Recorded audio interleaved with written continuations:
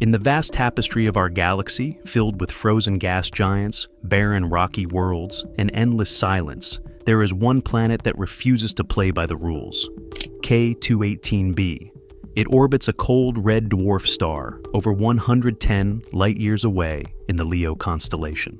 And yet, this alien world might just be the closest thing we have ever found to Earth, and to life beyond it.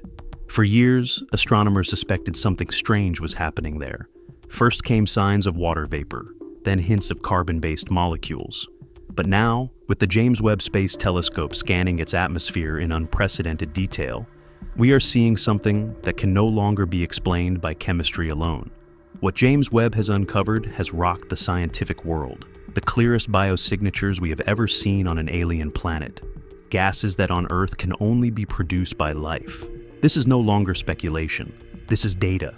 And this is the moment we might finally admit we were never alone. K2-18B is what scientists call a Hycean world, a hybrid between an oceanic planet and one with a hydrogen-rich atmosphere. It is larger than Earth, roughly 2.6 times its radius and about 8.6 times its mass. But what truly makes it remarkable is that it sits right on the edge of the habitable zone of its star, the sweet spot where temperatures could allow liquid water to exist. And the more we study this planet, the more it seems like a perfect host for alien biology. It is not a dry, rocky wasteland like Mars.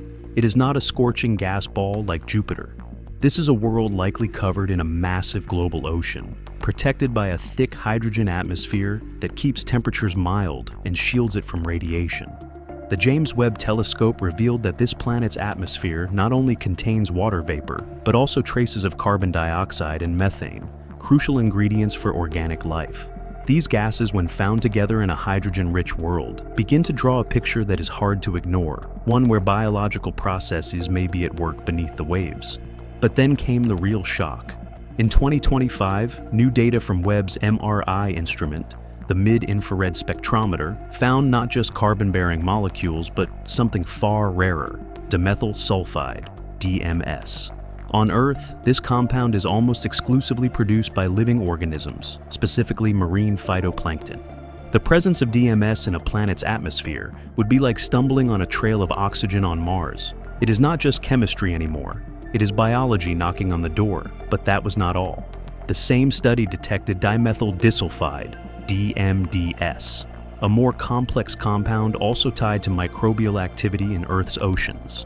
The fact that these molecules appeared together in an environment rich in water vapor and carbon compounds has led scientists like Cambridge astrophysicist Niku Madhusudan to suggest that K2-18B may be teeming with microscopic alien life. These are not speculative headlines. These are molecular signatures, consistent, verified, and statistically significant enough that the scientific community is now seriously considering a world beyond Earth where the oceans might be alive. So, what kind of life could exist on K2-18B? If the dimethyl sulfide is truly being produced by living organisms, scientists believe the most plausible explanation is that K2-18B's oceans are home to phytoplankton-like life, tiny floating microorganisms that may use the faint red light from their cool sun to carry out a form of photosynthesis. But others suggest a more complex scenario.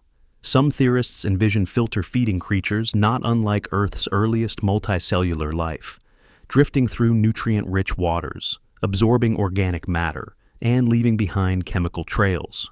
Some even go as far as to imagine alien analogs to flying fish, organisms that evolved in low-gravity, high-pressure environments, possibly capable of limited atmospheric movement. In essence, this K2-18B may resemble Earth not as it is now, but as it was 3 or 4 billion years ago, when life was just beginning to bloom in its oceans. And just as Earth's early biosphere transformed its atmosphere over time, the same could be happening there, and we are witnessing it in real time. And now, as the evidence mounts, a new debate has emerged. If K2-18B is home to life, should we try to communicate? Some voices in the scientific community say, absolutely not. Physicist Mark Buchanan warns that actively reaching out to an unknown biosphere could risk exposing Earth to a civilization we are not ready to face, or endanger a fragile ecosystem with our interference.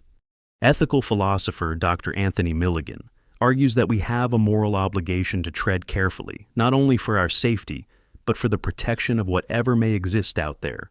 Others, like Avi Loeb, believe that any intelligent life advanced enough to detect our signals would have already noticed us and might not even take us seriously. Regardless of where you stand, the truth remains. A signal from Earth would take 120 years to reach K2-18B and another 120 to get back. For now, we wait, but the data keeps coming. The molecules are there. The ocean is likely real. And the idea that we are alone in the universe is fading fast. With K2-18B now in the spotlight, the world's leading space agencies and private space companies are quietly shifting priorities.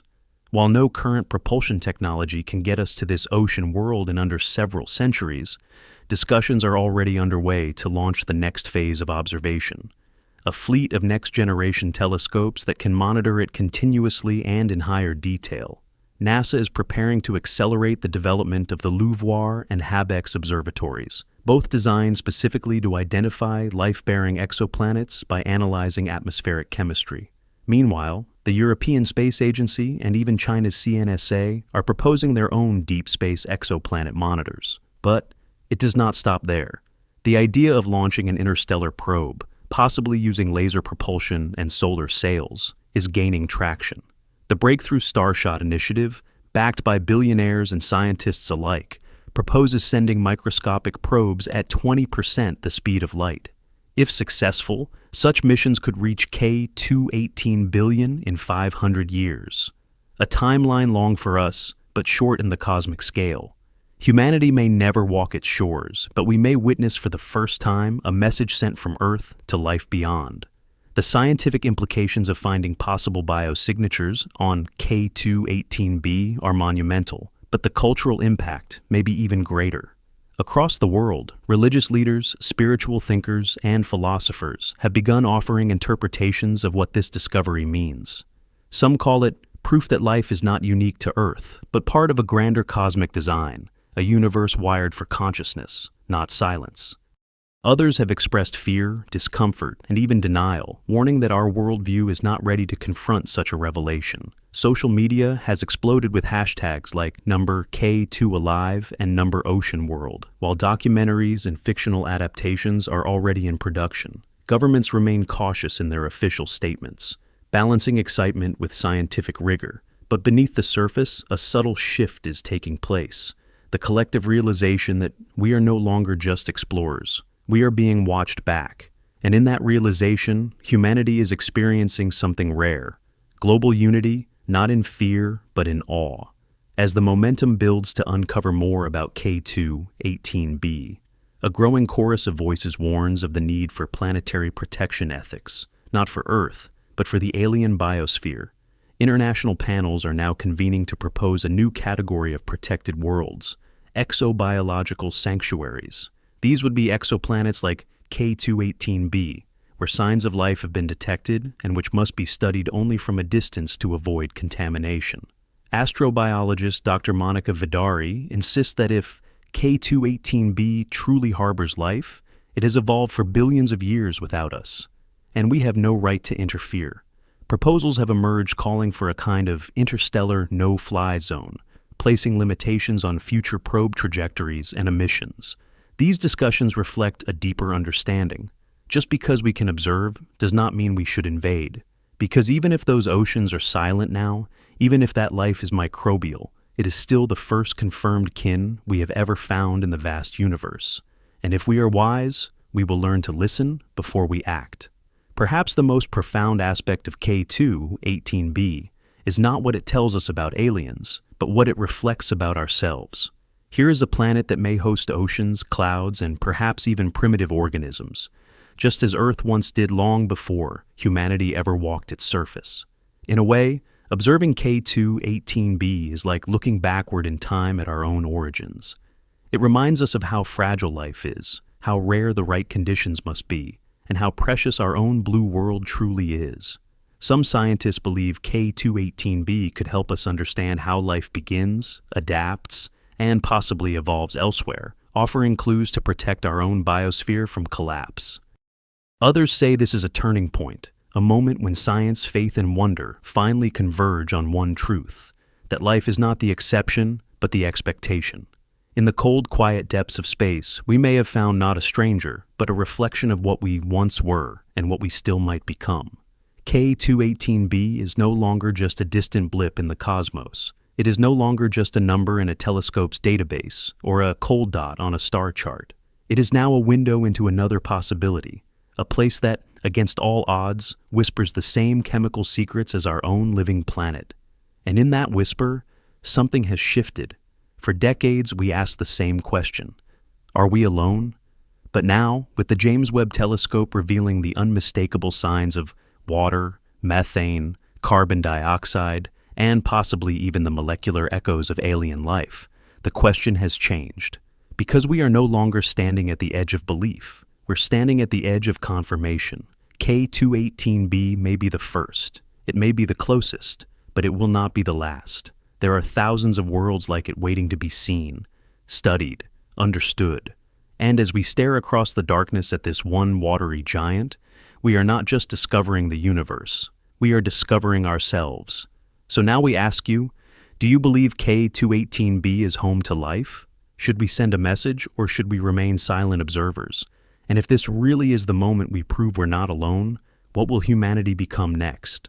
Tell us what you think in the comments. And if this journey across the stars moved you as much as it moved us, subscribe to the channel, turn on notifications, and share this video with someone who still looks up at the night sky and wonders. Because the universe may be vast, but tonight it feels a little smaller and a lot more alive.